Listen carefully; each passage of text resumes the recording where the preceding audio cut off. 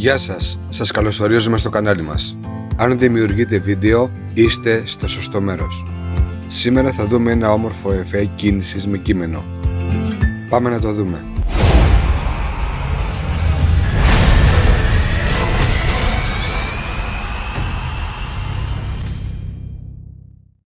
Μεταβείτε στους τίτλους και επιλέξτε τον προεπιλεγμένο default. Σύρτε τον και κατεβάστε τον στο χρονοδιάγραμμα. Γράψτε το κείμενό σας και επιλέξτε μία όμορφη γραμματοσυρά.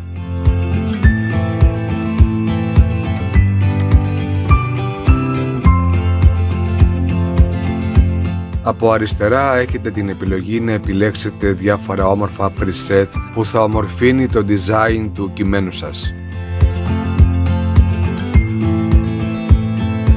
Μεταβείτε στη συνέχεια στα animation και λίγο παρακάτω ανοίξτε την καρτέλα με τα preset της κίνησης. Αναζητήστε το συγκεκριμένο που βλέπετε στην οθόνη σας και με διπλό κλικ ενεργοποιήστε το. Πατήστε OK. Στη συνέχεια κάντε κλικ σε αυτό το σύμβολο συν πάνω από την αριστερή πλευρά του χρονοδιαγράμματος. Επιλέξτε το Open Track Manager. Προσθέστε 9 κομμάτια βίντεο. Μπορείτε να δείτε ότι έχουμε συνολικά 10 κομμάτια. Μεγεθύνετε πλήρως το χρονοδιάγραμμα. Κάντε δεξί κλικ πάνω στον τίτλο και επιλέξτε Copy. Μετακινήστε την κεφαλή αναπαραγωγής 2 καρέ μπροστά και επικολλήστε τον εντυγραμμένο τίτλο εδώ. Κάντε το ίδιο και για τα υπόλοιπα κομμάτια αφήνοντας πάντα 2 καρέ μπροστά. Η συντόμευση για επικόλληση είναι Ctrl V.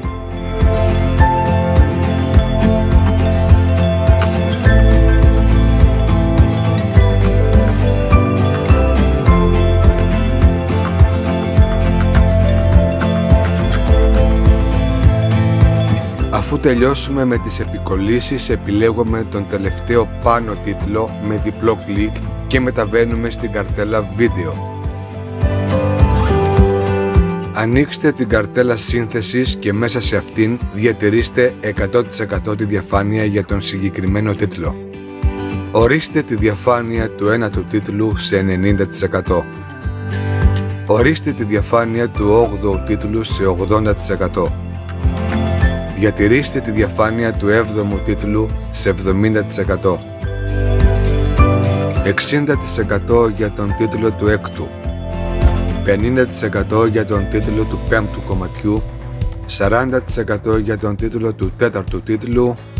30% για τον τίτλο του 3ου τίτλου.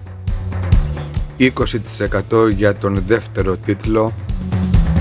Και 10% για τον 1ο τίτλο.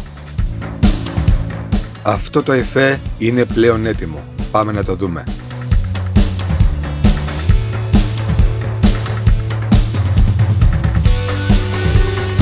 Μπορείτε αν θέλετε να προσθέσετε ένα βίντεο ή μία εικόνα στο παρασκήνιο.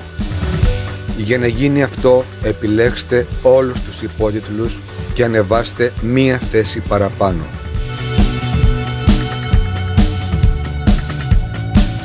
Στην κενή θέση που δημιουργήθηκε μπορείτε να προσθέσετε οποιοδήποτε χρώμα από την καρτέλα χρωμάτων του Filmora.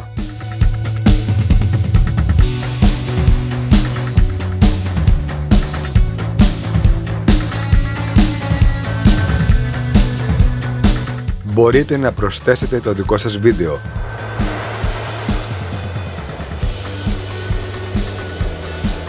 Μπορείτε να κάνετε αυτό το εφέ green screen έτσι ώστε να το χρησιμοποιείτε ελεύθερα σε κάθε σας βίντεο. Αν δεν ξέρετε πώς, δείτε στην περιγραφή πώς κάνουμε το δικό μας green screen. Ελπίζω αυτό το βίντεο να είναι χρήσιμο για σας. Παρακαλώ σχολιάστε και πείτε μας τη γνώμη σας. Αν συναντήσετε δυσκολίες θα απαντήσω σε όλα σας τα σχόλια.